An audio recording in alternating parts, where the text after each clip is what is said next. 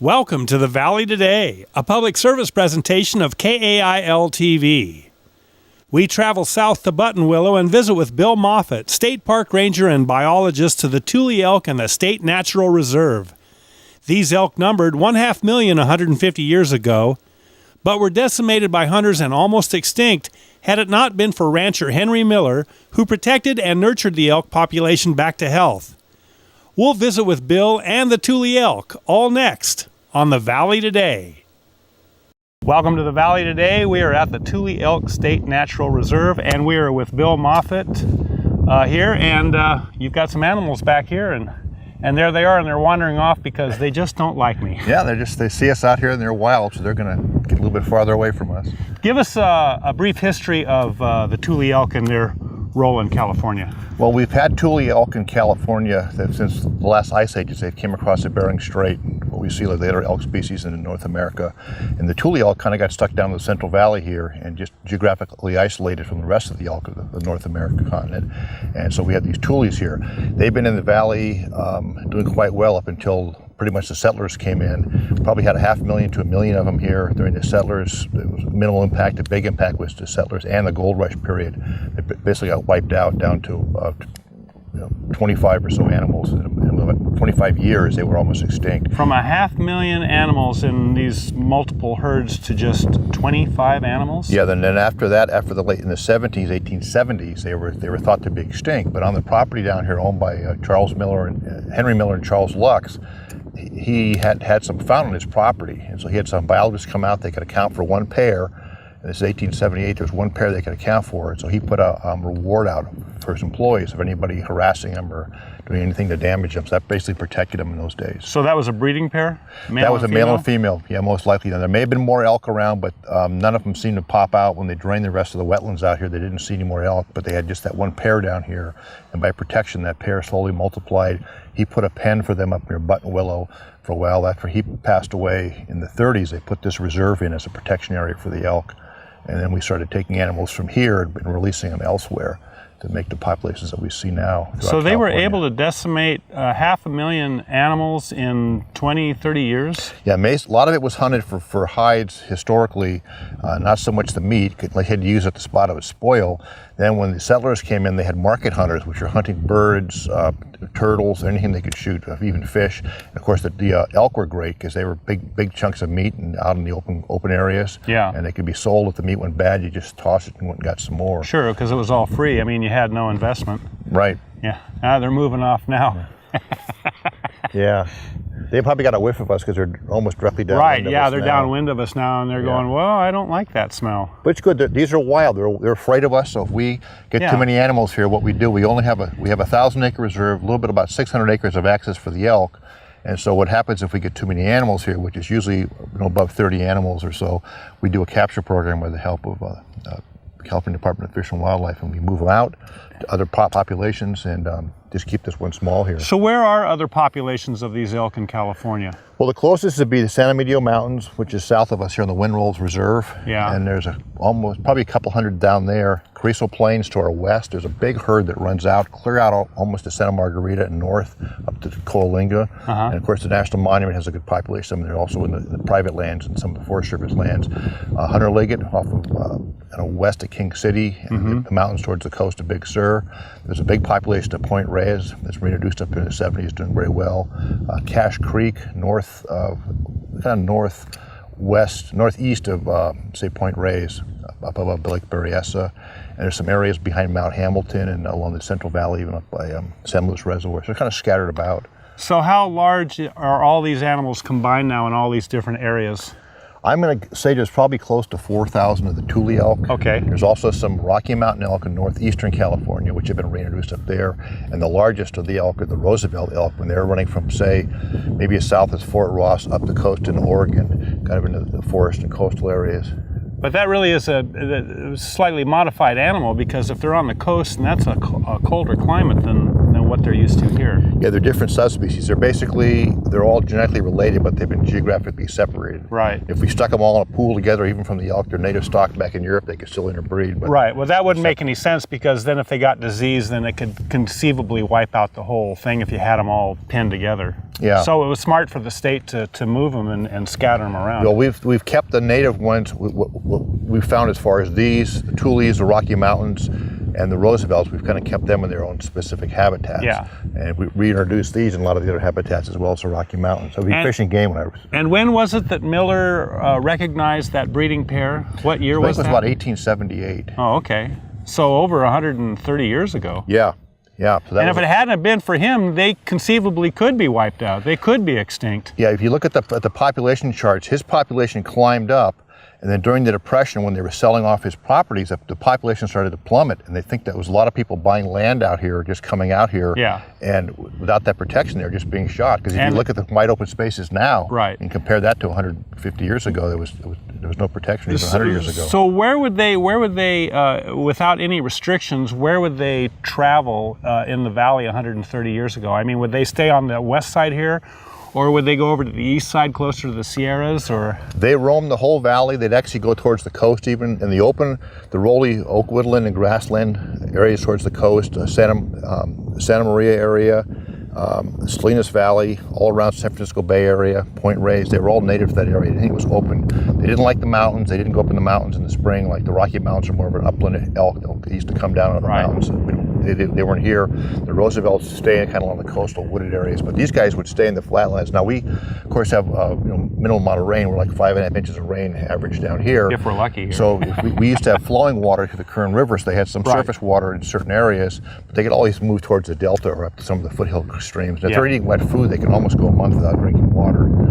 And at this point, you've had to pump water now. You've got solar power for your deep well pumps, and you're providing water for these guys because you don't have any natural surface water here anymore. Yeah, what used to be surface water is now about 120 to 170 feet down. So everybody in the area has to pump water or get it from some of the aqueducts or canals. So we actually put in solar panels starting in the late 90s, 1990s, and slowly improved and expanded those. So we have a couple of ponds up here by the visitor area, a couple of ponds back here, and we're looking at maybe possibly some more. So they're grazing on this grass here too. I mean, you supplement their food with alfalfa, and then you also have some mix that you give them that's got protein in it and probably some other things, right? Actually, we used to have a custom chow made for them, but that company went out of business, and now we buy a off the shelf like a horse chow type thing. That has that's Purina Elk chow. Yeah, they had it was Stockade was the company, I think it was called. It was out on the east side of Bakersfield. But now we buy a Nutrina. Nutrina has a chow that we wound up getting. And so how do you determine what their diet should be? Well, it's usually, we have different salt licks out here for the nutrients, and what's in the trace elements is in the food. Okay. We pick the source that way. So we might be feeding this herd one type of off-the-shelf food, and somebody up at Point Reyes, they're definitely feeding something different up that way. Yeah. In Salinas Valley might have a different nutrients. And if we're eating what's out here, if it's sustainable, that's the best thing. And a lot of the non-native plants all like some of that stuff too. Yeah. Do they ever have any problems with predators like coyotes or things like that? Not historically. It was grizzly bears and mountain lions, and we still have some mountain lions occasionally seen here. Mm-hmm. Not that big of an impact. Of course, the grizzly bears have been extinct. Right. In California for some time, but we have coyotes in here which seem to get along with them pretty well. Yeah. They could probably take down a sick animal. They could probably go for the afterbirth, and they might go for a weak or sick young. Yeah. But there's usually the females that defend the calves, and coyotes pretty much stay away. So what's the weight that these animals get up to? They're probably pushing 500 plus pounds, some of the big males. Mm-hmm. Females might be in 400, high 300s. So usually in the male and female roles, females are usually bigger than the males, depending on the species, but here the males are bigger. Yeah. You'll see, actually some of the older females get as big as the males, but they don't have the antlers, so they don't have that fighting ability. They aren't quite as big. But you'll have, sometimes when they start dropping the antlers in the wintertime, it's hard to distinguish who's who out there from the distance. Now, their antlers drop? Yes. Every year? Every year. The males only have antlers. The young, year-old males have what we call spikes, just two straight-up antlers. Right. And they take about 7.5 months to grow. It starts about February. It's based on light period. They have a hormonal change in their body. The pedestal and the base of the skull, that begins to grow. So if you're first born, you have a little bump there, and that begins to grow. If you're a year old, what starts to grow again makes the first antler you have just falls off. There's no attachment there. It's basically, this is on your skull, which is always here. It's bone. This bone right here begins to grow. If you have something attached to it, that's suddenly it's hard bone to hard bone, and it begins to grow. It's suddenly hard growing bone to hard bone. There's no attachment, just falls off. Yeah. This little pink area, and it skins over, and just grows out. It takes about 7.5 months. So these antlers fall off every year? Mm-hmm. And they'll get a little bit larger each year. A few more tines on them. Sometimes you can look at the size of them. So you can kind of look at the age, the size of the antler, and say, look, that's an older or younger male. Yeah. So are you able to collect some of these antlers and have them on display? Yeah, we have some in the visitor center and give them to other groups and schools and scientific studies and stuff. So we don't collect all of them. We do make an attempt to find some of them and try to match them up sometimes. The animals will chew them because there's a lot of calcium in them, so the elk will chew on themselves and rodents. And you've got events throughout the year here. We do. We have twice a month we do what we call an auto safari. Let people come onto the property with their vehicles, which is nice because if you look at the animals, they're often quite far away. It might be a quarter mile away, you can barely see them, or a mile away where you can hardly see them with binoculars. So auto safari every second and fourth Sunday at 11 o'clock. We meet at the picnic area to talk about the animals and take our cars out, and on a flat gravel road we get fairly close to them. We'll see burrowing owls, possibly coyotes, other birds and things. It's kind of fun. Maybe some wildflowers. Right. Yeah, and beyond the Tule Elk, you do have other animals here, owls and coyote and any kit fox or. Rarely do we see kit fox, and I think that's because we have so many coyotes here. So if you're part of the food web, you want to stay out of the Don't be part of the smorgasbord, you move elsewhere. So we've seen that. So we have had them here in the past. We see a lot of burrowing owls here now. Like that from here, I can see one stick a little spot on the horizon, kind of back there. We'll get closer to it maybe later. Yeah. But driving past those, we usually see them. We'll fly a little bit. We have great horned owls nesting right. There's at least 3 pairs in the reserve yearly. Swenson's hawks nesting here every year. Some red tails. We have kestrels nesting in one of our old CCC buildings, so it's kind of nice. And you've got the CCC buildings at the back of the property. Yeah, that was built in the mid-30s, and it's still down there, the Adobe building. And at one point, there was talk of restoring them. I mean, they're kind of in a dilapidated state now, but they're Adobe brick buildings, right? Right. Yeah. The idea now is we're trying to just keep them stabilized because being a rigid box of Adobe, as it starts to settle, it begins to get big cracks in there. So it's kind of like a lizard wildlife habitat now, which is nice bats in there and things, but it's not really safe to go in there with the roof. Right. Pine beams, they're kind of rotted, so we keep tar paper on the top. It'll keep the Adobe from getting wet and collapsing. Now, for people that are interested in coming here, I mean, you are literally out in the middle of nowhere. Yes. It took me 2 hours to get here from Fresno, which I don't mind. I mean, I've been looking forward to coming here all week, but you're off of I-5.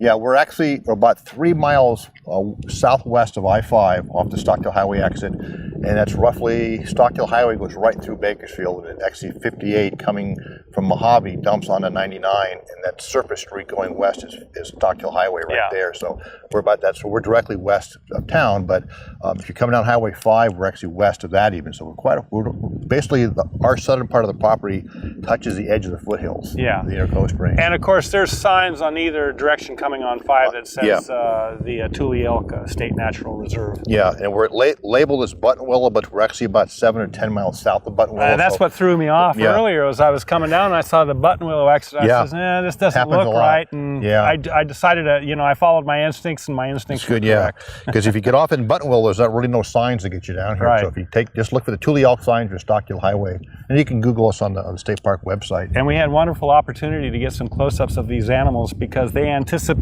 seeing the white truck that you're going to feed them. Yeah, because they know that this is the spot where I put food sometimes. Yeah. So they came walking towards us. They walked away from us to the other spot. Right. But here we stopped and they came fairly close, thinking maybe they're going to dump some food out.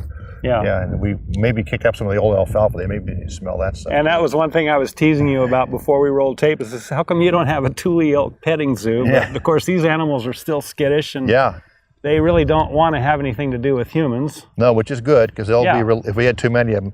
Now, not so much these older guys. It's usually we take the younger animals out. We'll take some of the females and the calves. That was our last program. But it's harder to transport the bigger guys. But we take a couple of the males are just a couple of years old, and we have to tranquilize them to capture them. Usually cut their antlers off. for shipping, and if they don't beat themselves up or us or other if they things. panic when they come out of their stupor. And of course, that stub that's there, that'll be shed next year, and they'll grow regular antlers back. When did they shed these antlers? Usually it's about late January, early February. And so do they lose that defense mechanism once they shed the antlers? Yeah, of course. What happens is the larger, older animals drop theirs first, and so the spikes sometimes retain theirs the longest, or usually the longest. But they're usually not challenging the other animals. The other animals can still get up on their hind legs and fight with their forelegs. Oh, okay. Their hooves are pretty sharp. The females do that quite a lot. And they're pretty strong, strong muscles too. Yeah, and they can, if they did headbutt you with even small antlers, they of course have nerves on them, and sometimes the tips of those things get broken and damaged. Sometimes you'll see an antler that'll go up, and it'll have all of a sudden have a weird, not just a bend, but a weird break shape, where they actually had broke that when it was growing. It was broken, and it healed in that bent position, and just recalcified and continued growing. Yeah. So we'll see that occasionally. So what's the difference between the males and the females? I mean, I understand the genetics of it, but are the females a little more docile than the males? Females, there's a hierarchy amongst themselves. There's some dominance going on in that herd all the time you see, but the females can be aggressive just as the males can, but they don't fight amongst themselves for the dominance. The males, of course, have antlers. The females don't. The females are almost as big as the males, maybe 2/3 the size. But probably most of the female aggression is coming and defending their young, right? Defending their young, or the hierarchy amongst themselves in that herd. They won't fight the alpha male. They have some subordinate male come by. Sometimes the females might charge at that animal and chase it off. So there's alpha male and there's alpha female? I wouldn't really call it alpha female. It's just there's a dominant one. They don't so much follow that one, but she's the one that's going to be the most. Everybody gets out of her way. Yeah. But if everybody starts running, they don't follow her. They start going this way. But if she runs between two of them, they're going to move over. Right. And so you can kind of see that going on. We've had dominant females, some older ones, that the male would take off with his herd, and she would just lag along behind. He wasn't really interested in her enough. It wasn't that big of a concern. Yeah. So you've got people coming in, and you've got a presentation area. Yeah, a little viewing platform. So that's on weekends. We usually have a spotting scope out there. There's some information there. We have the visitor center open if we have staff around here, which is not always the case. But during the auto safari days, we'll have somebody here those days. And so they can once you give them a little in-service, they can come out here and they can drive out into the compound. Yeah, we take them out on a guided tour. Now our Bed and Bugle tour, that's the one coming up on the 27th, 28th of October. That's going to start about noon, and what we'll probably be doing is hourly tours in the reserve with a bus, a little small bus we have, and then up till sunset we'll be doing that, and do some campfire activities and allow people to actually camp in the picnic area. Oh, that's nice. Yeah, you can have an RV or tents, whatever. And so primarily is that geared towards children, the Bed and Bugle? It'll be a family. I wouldn't say children, but it's a family event. So we'll talk about the elk. Yeah. We have a puppet show. One of our characters is Ranger Fred, so he'll be talking about the perils of the elk, or just protection in the parks and other things. We might have some other activities going on. At the same time, we also have some stargazing. We have some good amateur astronomers working for us. And this has got on a nice clear night. This is you've got no light from the city, so you've got to be able to really see the stars here. Yeah, the only trouble is we're getting close to a full moon, so we have about 2/3 moons at night. But usually when there's no moon out, you can see the Milky Way here on a regular basis, like you're saying. There's no light pollution here. We do have some atmospheric haze, but the light pollution is minimal out here. Yeah, and of course I can imagine it's really beautiful here right after a rain event. Yeah, and it's just clear, and you can really see the stars. Yeah, and what's nice here, we're like almost to the west side of the valley, so you can look across and see the inner coast range. We'll see snow there sometimes in like February, even in March. Oh, really? You can look across and you can see the snow on the Tehachapi's and Breckenridge Mountain. And if you look almost due north, you're looking at the Great Western Divide. So above the haze of the valley, you'll see the snow-capped peaks sticking out up in the Sequoia National Forest. You have a good view from here. You know, it looks like you've taken some of these. You've scattered some limbs around here too, and you're creating habitat for other animals too, plus opportunity for these animals to rub the velvet off their horns, or maybe chew on the bark for. Yeah, if we have green limbs, if we drag out green vegetation that's fallen or we've trimmed from the area here, they'll chew on the bark, they'll chew on the leaves, of course, eat the leaves, and then we'll have birds use them for perches and things. So there's a lot of habitat cover and conceal underneath there for some of the rodents, even some birds. So it is kind of improving because it's so wide open out here. And when we had water here, naturally we'd have some intermittent areas where it would flood periodically, and so you'd have some more cottonwoods and willows. Now we pretty much have just willows along the south boundary of the park, the old Kern River. Well, there's is that part of the river on the south part? There's a row of trees. We can see that green row. Those are black cottonwoods. There's one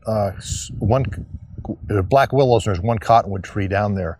But that's all on the old Kern River course, which is dry right now. But there's water there in the summertime for irrigation purposes, and then that gets shut off. But historically, we had more water up in some of these areas. So we'd have some snags and the like. So it's good habitat for wildlife. Now, can people come and see the old Adobe buildings also? We drive down to it, but don't go into the area where it is. Yeah, but they can see it from where you stop. Yeah, we'll get about maybe 100 feet from it. Yeah, that's really interesting. When were those built? That was, I think, in 1936. So the WPA. Yeah.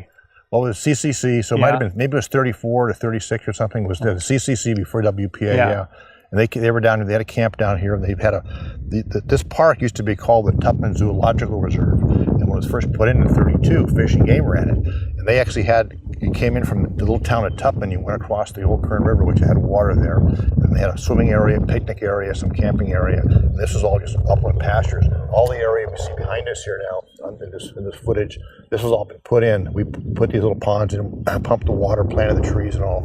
Why wouldn't they have kept the state park would have kept that enclosure to? We had a lot of flooding problems. That was before Lake Isabella was put in. Okay. And also the alkalinity of the water was pretty bad. So any water they pumped for drinking water, they had to either purify it or filter it or just have bottled water. It came along later, and then the flooding was an issue too. Yeah. It's so flat down there. Now Tupman is a little bit higher up. That's a little knoll up there on the edge of the. And that's a tiny little town, right? Yeah, that was an old oil town back in the 20s and 30s probably. Wow. Okay, so you got your bed and bugle, and that's on Saturday, October 27th? Yeah, come in. It's overnight. You can spend the night if you want to. There's also hotels nearby. Or you can bring an RV. Okay. You can just tent camp or whatever, sleep in your car even. And then we'll do at 6 o'clock, I'd say 6 or 7, then Sunday we're going to go out and do a birding walk. So we'll have at least that one walk planned to get down and look more at the avian species in the park as opposed to just the elk. Yeah. And is there a phone number for people to call you? They can go on the State Park office phone number, which is 661-764-6881. They can get my email, which is bmoffat@parks.ca.gov. Okay. If you go to the State Park website, you can look that up, and there should be a link to the flyer for the posters for those numbers and all. And the second and fourth Sundays at 11, you have the Auto Safari, which is a self-guided tour. Yeah, well, we actually guide you on it just to keep track of who's out here, because this is all locked up. And so we take you out here with your car. You can carpool up, come on your own, carpool. We haven't had any. We could actually do a bicycle tour if we had a request for that and do a special thing, type of thing, if that somebody had mountain bikes. So if anybody's got any great ideas, then give Bill a call, and maybe they'll be able to entertain it and put it together. Yeah, it's kind of dusty. Even if you came on a bicycle, we cruise along at about 15 miles an hour, so it wouldn't be that hard to do it on a bicycle. Sure. Yeah, and even if we had a special tour with just bikes, that'd be kind of fun too. Yeah. Well, we're out of time, Bill.